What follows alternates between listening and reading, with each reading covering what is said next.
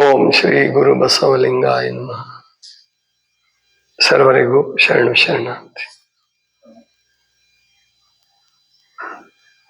ಪಾಪ ಮತ್ತು ಪುಣ್ಯ ಇವುಗಳ ಬಗ್ಗೆ ಇವಾಗ ವಿಚಾರ ಮಾಡದೆ ಬಿಟ್ಬಿಟ್ಟಿದ್ದಾರೆ. ಶಿಕ್ಷಣದಲ್ಲಿ ನೇರವಾಗಿ ಪಾಪ ಪುಣ್ಯಗಳ ಬಗ್ಗೆ ಹೇಳಲ್ಲ. ಸಣ್ಣ ಹುಡುಗರಿಂದ ದೊಡ್ಡವರವರೆಗೆ ಅಥವಾ ಏನು ಪ್ರಿ KG ಅಥವಾ ಅಂಗನವಾಡಿ ಅಲ್ಲಿಂದ ಹಿಡ್ಕೊಂಡು PG ತನಕನೂ ಈ ನೈತಿಕ ವಿಷಯಗಳು ಚರ್ಚೆನೇ ಆಗಲ್ಲ. ಅದನ್ನೇ ಇಂಡೈರೆಕ್ಟ್ ಆಗಿ ಅಪ್ರತ್ಯಕ್ಷವಾಗಿ ಕಥೆಗಳ ಮೂಲಕ ಅಥವಾ ಕೆಲವು ಘಟನೆಗಳು, ಕೆಲವು ಹೋರಾಟಗಳು, ಕೆಲವು ಕ್ರಾಂತಿಗಳ ಮೂಲಕ ಒಳ್ಳೇದು ಯಾವುದು ಕೆಟ್ಟದ್ದು ಯಾವುದು ಅಂತ ತಿಳಿಸಕ್ ಪ್ರಯತ್ನ ಪಡ್ತಾರೆ. ಆದರೆ ವಾಸ್ತವಿಕವಾಗಿ ಈ ಪಾಪ ಪುಣ್ಯಗಳ ಪ್ರಜ್ಞೆ ಕೊನೆ ಪಕ್ಷ ಕಾಲೇಜಲ್ಲಾದರೂ ಸರಿಯಾಗಿ ಬರೋ ಹಾಗೆ ನೋಡ್ಬೇಕು. ಅಂದ್ರೆ ಯಾವಾಗ ಒಬ್ಬ ಯುವಕ ಅಥವಾ ಯುವತಿ ಅವರು ಜೀವನವನ್ನ ಕಟ್ಟಿಕೊಳ್ಳುವ ನಿಟ್ಟಿನಲ್ಲಿ ಪ್ರಯತ್ನ ಮಾಡ್ತಿರ್ತಾರೋ ಆವಾಗ ಈ ಪಾಪ ಪುಣ್ಯಗಳ ವಿಷಯ ಸರಿಯಾಗಿ ಗೊತ್ತಾಗ್ಬೇಕು. ಅಥವಾ ಒಮ್ಮೆಗೆನೆ ಇದನ್ನು ತಿಳಿಸಕ್ಕೂ ಬರಲ್ಲ. ಮತ್ತು ವಿಜ್ಞಾನದ ಹಾಗೆ ಗೆರೆ ಕೊರೆದು ಸೂತ್ರಬದ್ಧವಾಗಿ ಹೇಳಕ್ಕೂ ಆಗಲ್ಲ. ಅಷ್ಟು ಇದು ಸಂಕೀರ್ಣವಾದಂತಹ ವಿಷಯ. ಆದ್ರಿಂದ ತಾಯಿ ತಂದೆಗಳಾದಂತಹವರು, ಗುರು ಹಿರಿಯರಾದಂತಹವರು, ಹಿರಿಯ ಸ್ನೇಹಿತರು ಈ ನಿಟ್ಟಿನಲ್ಲಿ ಮಕ್ಕಳಿಗೆ ಮಾರ್ಗದರ್ಶನ ಮಾಡಬೇಕು. ಆದ್ರೆ ದುರ್ದೈವ ಅಂದ್ರೆ ದೊಡ್ಡವ್ರಿಗೆ ಗೊತ್ತಿಲ್ಲ ಇದು. ಪಾಪದ ವಿಷಯ, ಪುಣ್ಯದ ವಿಷಯ ದೊಡ್ಡವರು ಕೂಡ ವಿಚಾರ ಮಾಡಿ ಪುರಾಣ ಕೇಳ್ತಾರೆ, ಪ್ರವಚನ ಕೇಳ್ತಾರೆ, ಪ್ರವಚನ ಹೇಳ್ತಾರೆ. ಪ್ರವಚನ ಹೇಳೋರು ಮತ್ತು ಕೆಲವು ಸಾರಿ ಕೇಳೋರಂತೂ ಪಾಪ ಬಿಡಿ, ಹೇಳೋರ್ಗೂ ಕೂಡ ಪಾಪ ಮತ್ತು ಪುಣ್ಯಗಳ ಬಗ್ಗೆ ಸರಿಯಾದ ವಿಶ್ಲೇಷಣೆ ಗೊತ್ತಿರಲ್ಲ. ಕೆಲವರು ಹೆದರಿಸ್ತಾರೆ, ನರಕ ಇದೆ, ಆಮೇಲೆ ಆಮಿಷ ಹುಟ್ಟಿಸ್ತಾರೆ, ಸ್ವರ್ಗ ಇದೆ ಅಂತ. ಆದ್ರೆ ಮನಸ್ಸು ಹಿಂಗಿದೆಯಲ್ಲ, ಪಾಪ ಮಾಡುವಾಗ ಅದು ಇತ್ತೀಚಿನ ಹುಡುಗರದ್ದು ಅಥವಾ ಯುವಕರದ್ದು ಅಥವಾ ಒಟ್ಟು ಎಲ್ಲರೂ ಏನು ವಿಚಾರ ಮಾಡ್ತಿದ್ದಾರೆ ಅಂದ್ರೆ ಬಹಳಷ್ಟು ಜನ, ಎಲ್ಲರೂ ಅಲ್ಲ, ಬಹಳಷ್ಟು ಜನ ನರಕಕ್ಕೆ ಹೋದ್ರೆ ಹೋಗ್ಲಿ ಬಿಡು, ಏನಾಗತ್ತೆ ನೋಡೋಣ, ಗೊತ್ತಾಯ್ತು. ಆ ನರಕನಾದ್ರೆ ಹೆಂಗೆ ನೋಡೋಣಲ್ಲ. ಆಮೇಲೆ ಅದು ಸತ್ ಮೇಲೆ ತಾನೇ ಸಿಗೋದು, ಈಗಲ್ಲ. ಅದಕ್ಕೆ ಯಾಕೆ ತಲೆ ಕೆಡಿಸ್ಕೊಳ್ಳೋದು, ನಾವು ಬದುಕಂತೆ ಬದುಕೋದು. ಇದು ಬಹಳ ತಪ್ಪು ಕಲ್ಪನೆ. ಪಾಪ ಪುಣ್ಯಗಳ ಫಲ ಸತ್ತ ಮೇಲೆ ಅಲ್ಲ ಸಿಗೋದು.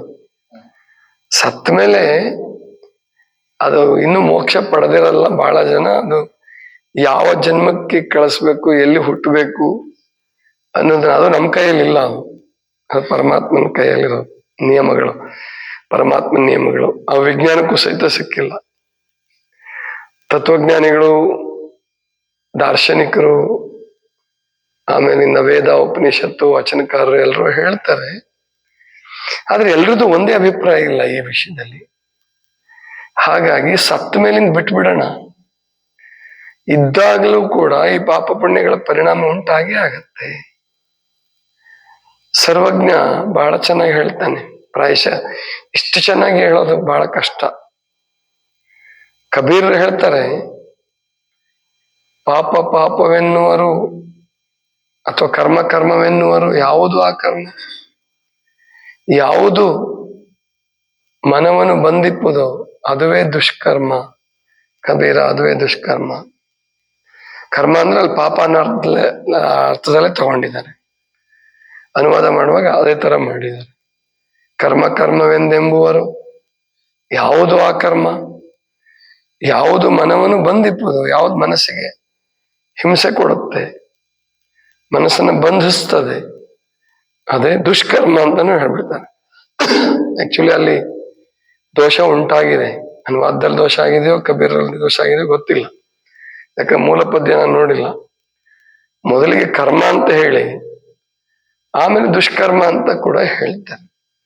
ಮತ್ತು ಈ ಕರ್ಮ ಅನ್ನೋ ಶಬ್ದವನ್ನ ಭಗವದ್ಗೀತೆಯಲ್ಲಿ ಒಳ್ಳೇದಕ್ಕೆ ಬಳಸ್ತಾರೆ. ಎಲ್ಲೂ ಕರ್ಮ ಅನ್ನೋ ಶಬ್ದವನ್ನ ಕೆಟ್ಟದಾಗ ಬಳಸಲ್ಲ, ಅಥವಾ ದುಷ್ಕರ್ಮ ಅಂತ ಬಳಸ್ತಾರೆ, ಸತ್ಕರ್ಮ ದುಷ್ಕರ್ಮ ಅಂತ ಬಳಸ್ತಾರೆ. ಆದ್ರೆ ಸರ್ವಜ್ಞ ಸ್ಪಷ್ಟವಾಗಿ ಹೇಳ್ತಾನೆ, ಪುಣ್ಯ ಪಾಪಗಳೆಂಬ ತಿಣ್ಣ ಭೇದಗಳಿಂದ ತಣ್ಣಗೀ ಜಗವು ನಡೆದಿಹುದು, ಅಲ್ಲದಡೆ ನುಣ್ಣಗಾಗಿಹುದು ಸರ್ವಜ್ಞ. ಪುಣ್ಯ ಪಾಪಗಳೆಂಬ ತಿಣ್ಣ ಭೇದಗಳಿಂದ, ತಿಣ್ಣ ಅಂದ್ರೆ ಬಹಳ ಜನರಿಗೆ ಗೊತ್ತಿಲ್ಲ ಅಲ್ವಾ, ಸೂಕ್ಷ್ಮ ತೆಳುವು ಅನ್ನೋ ಅರ್ಥ. ಸೂಕ್ಷ್ಮವಾದ ಭೇದ ಇದೆಯಂತೆ ಪುಣ್ಯಕ್ಕೆ ಪಾಪಕ್ಕೆ. ಅದಕ್ಕೆ ಇದನ್ನ ನಿರ್ದಿಷ್ಟವಾಗಿ ಗೆರೆ ಕೊರೆದು ಯಾಕೆ ನಾವು ಹೇಳಕ್ಕಾಗಲ್ಲ ಅಂದ್ರೆ, ಅದಿರೋದು ತುಂಬಾ ಸೂಕ್ಷ್ಮವಾದದ್ದು. ಕೆಲವು ಸಾರಿ ಪುಣ್ಯವೇ ಪಾಪ ಆಗ್ಬಿಡುತ್ತೆ, ಪಾಪವೇ ಪುಣ್ಯವಾಗ್ಬಿಡುತ್ತೆ.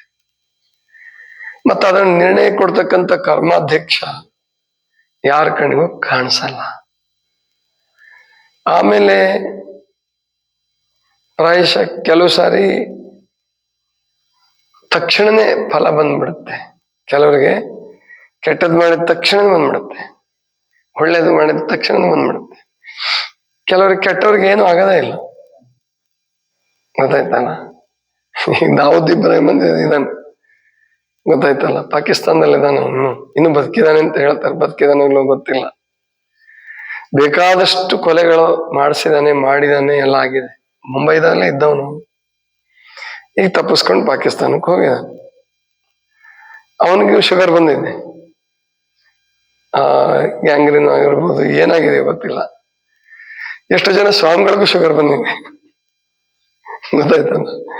ದಾವೂದ್ ಇಬ್ರಾಹಿಂಗೂ ಶುಗರ್ ಬಂದಿದೆ, ಒಬ್ರು ಸ್ವಾಮಿಗಳಿಗಂತೂ 2 ಕಾಲು ಕತ್ತರಿಸಿದ್ರು, ಕೈ ಹೋಯ್ತು ಮುಂದೆ, ಹಿಂಗೆಲ್ಲ ಆಯ್ತು. ಇನ್ನು ಸ್ವಾಮಿಗಳಲ್ಲೂ ಕೂಡ ಒಳ್ಳೆಯವರು, ಮಧ್ಯಮ ಮತ್ತು ಕೆಟ್ಟವರು ಹಿಂಗೆಲ್ಲ ಇರ್ತದೆ.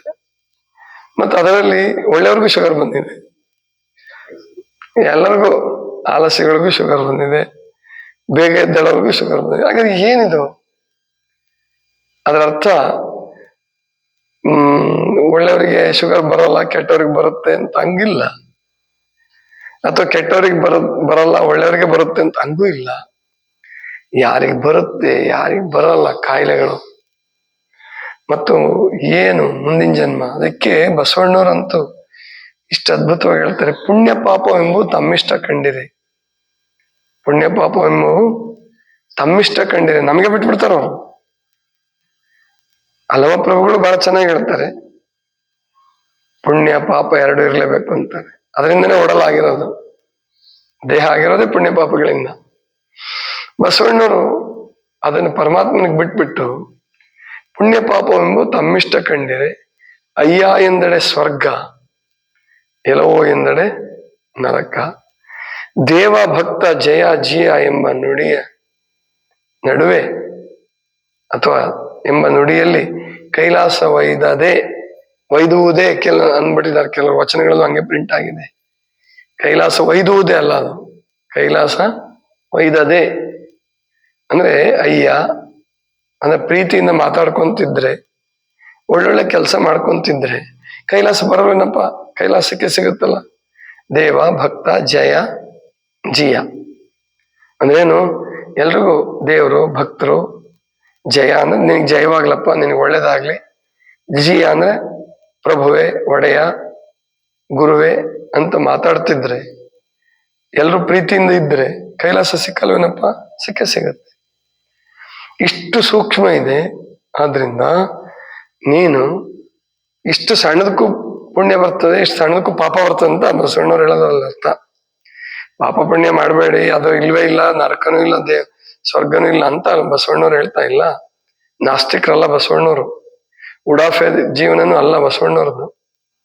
ಈ ತುಂಬಾ ಜನ ಉಡಾಫೆಯವರೇ ಆಗೋಗ್ಬಿಟ್ಟಿದ್ದಾರೆ. ಎಲ್ಲ ವಿದ್ವಾಂಸರುಗಳು, ಸ್ವಾಮಿಗಳು, ಕವಿಗಳು ಎಲ್ಲರೂ ಉಡಾಫೆ ಬಹಳ ಮಾಡೋದೇ ಹೆಚ್ಚಾಗಿದೆ ಈ ವಿಷಯದಲ್ಲಿ. ಯಾಕೆ ಅವರು ಸಾಧನೆಗೆ ಇಳಿಲೇ ಇಲ್ಲ, ಸಾಧನೆ ಕಡೆ ಗಮನ ಕೊಡಲ್ಲ. ಏನ್ ಪ್ರಕೃತಿ ನೂಗ್ತಾ ಇದೆಯೋ ಅದರಂತೆ ಹೋಗೋರು, ಪ್ರಕೃತಿಯ ಪ್ರವಾಹದಲ್ಲಿ ಕೊಚ್ಚಿಕೊಂಡು ಹೋಗ್ತಾ ಇರೋರು. ಅಥವಾ ಸರ್ಕಾರ ಸೌಲಭ್ಯ ಅದೆಲ್ಲ ಸಿಕ್ಕಾಗ ಇದೆಲ್ಲ ಯಾಕೆ ಬೇಕು ಆ ಲೆಕ್ಕಕ್ಕೆ ಬಂದ್ಬಿಟ್ರೆ ಅದಲ್ಲ. ಇಲ್ಲಿ ಬಸವಣ್ಣವ್ರು ಹೇಳ್ತಿರೋದೇನಂದ್ರೆ, ಇಷ್ಟು ಸಣ್ಣದಕ್ಕೇನೆ ಪುಣ್ಯ ಬರ್ತದಪ್ಪ, ಕೈಲಾಸ ಬರ್ತದೆ. ದೇವ ಭಕ್ತ ಜಯ ಜಿಯ ಎಂಬ ನುಡಿಯ ನಡುವೆ ನುಡಿಯಲ್ಲಿ ಕೈಲಾಸ ಒಯ್ದದೆ ಕೂಡಲ ಸಂಗಮ ದೇವ. ಇಷ್ಟಕ್ಕೆ ಕೈಲಾಸ ಪಡ್ಕೋಬಹುದು ನೀನು. ಹಾಗಾದ್ರೆ ಕೆಟ್ಟದಾಗ ಮಾತಾಡೋದು, ಅವಾಚ್ಯ ಶಬ್ದ, ಅಹಂಕಾರ, ಮತ್ತಿದು ನರಕ ಉಂಟು ಮಾಡೇ ಮಾಡ್ತದೆ. ಇಲ್ಲೇ ಉಂಟು ಮಾಡ್ತಾವೆ. ಇಲ್ಲೇ ಉಂಟು ಮಾಡಿದಾಗ ಇನ್ ಮುಂದಿನ ಜನ್ಮ ನರಕಕ್ಕೆ ಆಗ್ಲಿ ಸ್ವರ್ಗಕ್ಕೆ ಆಗ್ಲಿ ಸತ್ತ ಮೇಲೆ ಎಲ್ಲೋ ಹೋಗಿ ಇದ್ ಮಾಡ್ತೀವಿ ಅಂತಲ್ಲ. ಈಗ ಇಸ್ರೇಲ್ ಅಲ್ಲೋ ಪ್ಯಾಲೆಸ್ಟೈನ್ ಅಲ್ಲೋ ಹುಟ್ಟಿದ್ರೆ, ಅಥವಾ ಅದು ಗಾಜಾ ಪಟ್ಟಿಲಿ ಹುಟ್ಟಿದ್ರೆ, ಮತ್ತೆ ನರಕಕ್ಕಿಂತ ಏನದು? ಅಲ್ಲಿ ಯಾವಾಗ ಬಾಂಬ್ ಬಿಡುತ್ತೋ ಗೊತ್ತಿಲ್ಲ, ಸರಿಯಾಗಿ ನಿದ್ದೆ ಮಾಡಕ್ ಬರಲ್ಲ, ಸರಿಯಾಗಿ ಊಟ ಇಲ್ಲ. ಪಾಕಿಸ್ತಾನದಲ್ಲಿ ಹುಟ್ಟಿದ್ರೆ ಅಲ್ಲಿ ನರಕ ಅಲ್ದೆ ಏನದು? ಅದಕ್ಕೆ ನಾವಿಲ್ಲಿ ತಿಳ್ಕೋಬೇಕು, ಸ್ವರ್ಗ ನರಕಗಳು ಎಲ್ಲೋ ಬೇರೆ ಕಡೆ ಅಲ್ಲ, ಇಲ್ಲಿಗೆ ಬರ್ಬೇಕು. ಅದರ ಅರ್ಥ ಇಲ್ಲ ಅಂತಲ್ಲ, ನಾವು ಮಾಡಿದ್ದನ್ನು ನಾವು ಅನುಭವಿಸ್ಲೇಬೇಕು, ಮತ್ತು ಪುಣ್ಯ ಪಾಪ ಎರಡೂ ಇರ್ಲೇಬೇಕು. ಅದ ರೇಷಿಯೋ ಏನಿದೆಯೋ ಗೊತ್ತಿಲ್ಲ, ಅದನ್ನ ನಾವು ನಿರ್ಣಯ ಮಾಡ್ಕೋಬೇಕು, ಅಥವಾ ಗುರುಗಳ ಹತ್ರ ತಿಳ್ಕೋಬೇಕು ಹೆಚ್ಚಿನ ವಿಷಯವನ್ನು. ಆದ್ರಿಂದ ಪುಣ್ಯಕ್ಕೆ ನಾವು ಪ್ರೋತ್ಸಾಹ ಕೊಡೋಣ, ಮಾಡೋಣ. ಪಾಪದ ಕೆಲಸಕ್ಕೆ ಹೆದರೋಣ. ಅದರರ್ಥ ಪಾಪವನ್ನು ದ್ವೇಷಿಸಬೇಕು, ಪುಣ್ಯವಂತರ ಅಹಂಕಾರಿಗಳಾಗಬೇಕು ಅಂತಲ್ಲ. ದ್ವೇಷವೂ ಕೆಟ್ಟದ್ದೇ, ಅಹಂಕಾರವೂ ಕೆಟ್ಟದ್ದೇ, ಎರಡೂ ಬೇಡ. ಅದು ಯಾವ ಸಂದರ್ಭದಲ್ಲಿ ಏನ್ ನಡೆಯುತ್ತೋ ನಡೆಯುತ್ತೆ. ನಾವು ಸರಳ ಜೀವನ ರೂಢಿಸ್ಕೊಂಡು ಮತ್ತು ಹಿರಿಯರ ಮಾರ್ಗದರ್ಶನದಲ್ಲಿ ಮತ್ತು ವಚನಗಳ ಮತ್ತು ಉಪನಿಷತ್ತು ಶ್ಲೋಕಗಳು ಯಾವುದೇ ಇರಲಿ, ಆಗಮಗಳು ಅಂತ ಕರೀತಾರೆ, ಆಗಮ ಪ್ರಮಾಣ ಅಂತ ಕರೀತಾರೆ, ಇವನ್ನ ಅನುಸರಿಸ್ಕೊಂಡು ಒಳ್ಳೆಯ ಜೀವನವನ್ನ ರೂಪಿಸಿಕೊಳ್ಳೋಣ. ಇದಿಷ್ಟು ಇವತ್ತಿನ ಚಿಂತನ. ಸರ್ವರಿಗೂ ಶರಣ ಶರಣ.